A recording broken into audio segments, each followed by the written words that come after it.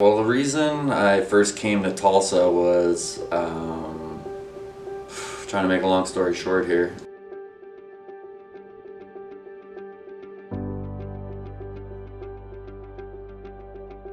I was originally signed to play in Greenville for the Greenville Road Warriors at the time was their name. That didn't work out, but the season before was my senior year in college, and it's pretty normal for teams at this level to pick up seniors who just finished their season for the last few weeks of the season. I did that in Evansville for the Evansville Icemen. They're in the ECHL. Quick note on that is Alex Crom's father was my coach at the time, but I was also playing on a line with Todd Robinson, who was an older guy in the league at that time, and then following season he came to Tulsa due to his friendship with Bruce Ramsey. And a couple games into the season, the team wasn't doing that great. He gave me a call, looking for someone who can, be making, rookie wages, but, has the ability to put the puck in the net. So that was how I wound up here. I was released from Greenville after American League camp, and then going to Greenville, and then, coming to Tulsa. Got thrown right into the fire. Had a couple goals in my first weekend, and just still doing it. Well, at the time, we were in the Central Hockey League, and I was trying to get a job definitely in the East Coast League. Looking back now, there wasn't very much difference in the league, but honestly, at the time, I didn't have a job, so getting a phone call was like, yeah, this is what I set out to do. This is, I set a goal to, graduate college, play college hockey, and then, hey, I want to, try my hand at pro hockey. So first of all, it was just getting an opportunity here and showing up here, and I knew I was going to give it my all, and basically circumstance really did bring me here. But obviously a lot of things happened in the next year or two. I was able to meet the woman who would become my wife. Became great relationships with a lot of the sponsors, relationships I built outside of hockey. So that's what's been, it's kept me here for sure. This is essentially home now. I don't say that too often because, I'm all my family's at home where I'm from, and that'll always be home. But obviously I've sort of set up shop here, and it's because of those relationships that I built over those first few years, and we're going on almost 10 years now here, and I'm still building more relationships and just love the community. Well, when I showed up here, when new guys show up, they just kind of get whatever number's thrown at them, and that's what happened. And number 11 was never anything I was stuck to. But the following season, two of my friends were actually not friends, but roommates at college, and still best friends today. The Mealy brothers, Steve and Tom. And Tom was number 11 his whole life, and he was coming in the second year. He really wanted number 11. Obviously, I had a good rookie season with number 11. And the following season, myself and Tommy were at training camp in Oklahoma City, and we were going to play some games for the week, and we got you get a per diem packet with money to pay for your meals and stuff. And he said, hey, if I give you the envelope of money, can I have number 11? I said, that's no problem, because I have no connection to number 11. Immediately called our equipment manager at the time, Colton, and he said, yeah, I think we have number 18, and man, I don't remember, maybe 24 or something like that, but I chose 18, and I was always number 9, so at least it's a product of number 9, so I think I kind of just made that up in my head and stuck with it, and now I love it.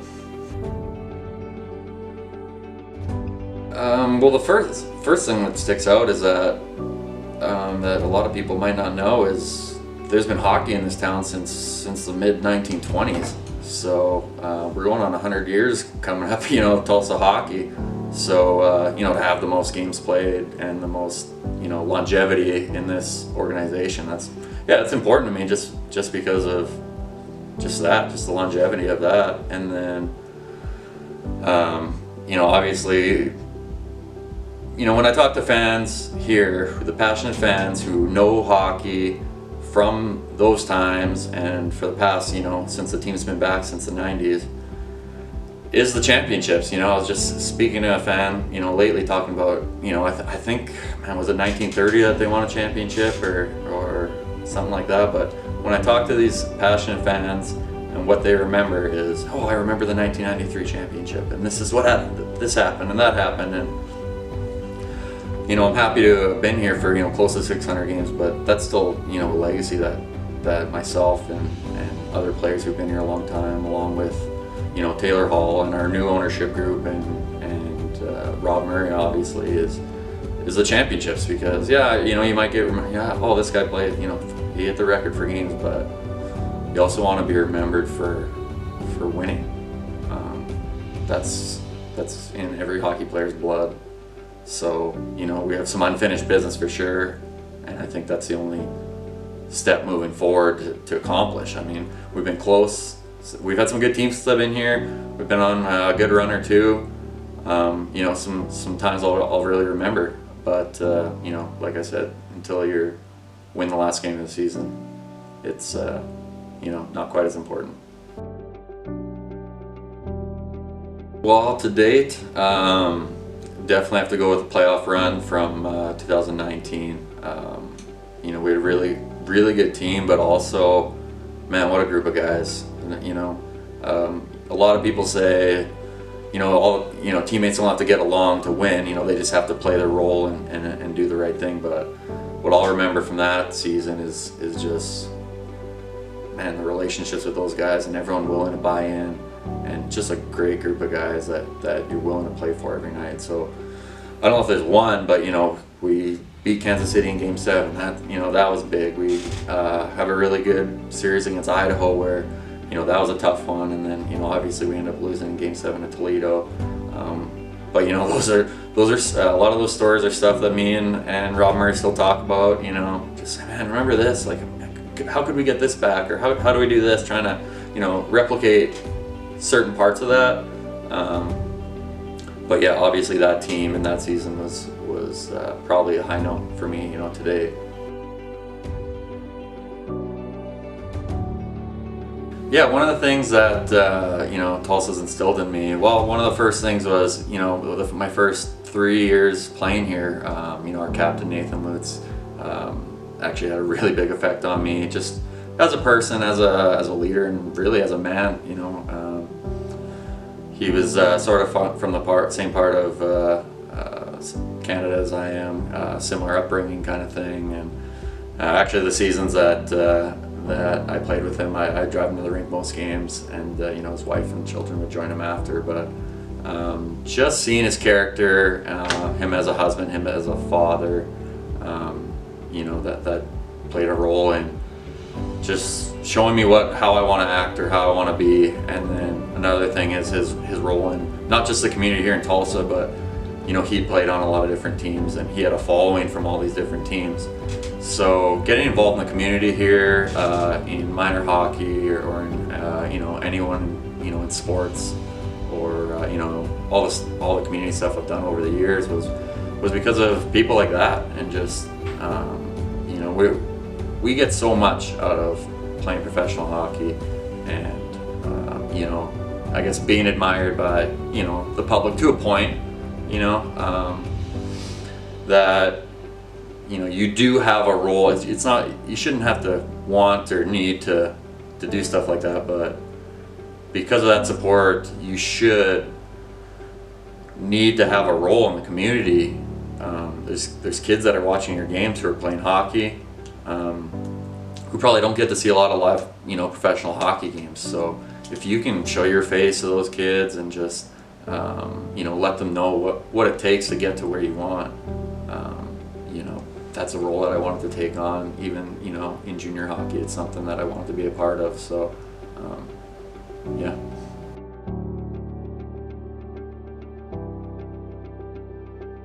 Oh man, one thing that always sticks out to me, and that I still mention, is our first year. It was my first season, the last season of the Central Hockey League, and we're in Colorado, playing against Denver, and I remember David Cash being there and his family, and you know, we lost a tough one, and he was there, you know, offering his support to us after the game. You know, keep going, boys. We'll you know, we'll get the next one kind of thing. And that's where it did hit me. I was like, there is a really solid group of fans here, not just, you know, people that go way back who can been watching here for decades or longer, and that goes right back to this past Sunday running into Nathan Paul and his family at Target and talking about this Sonny Wakeford and, you know, all this stuff, because I know that he played a role in that. So I'm just picturing all the relationships from day one, like what I mentioned with the Cashes, to you know, I still stop in and talk to the York family all the time,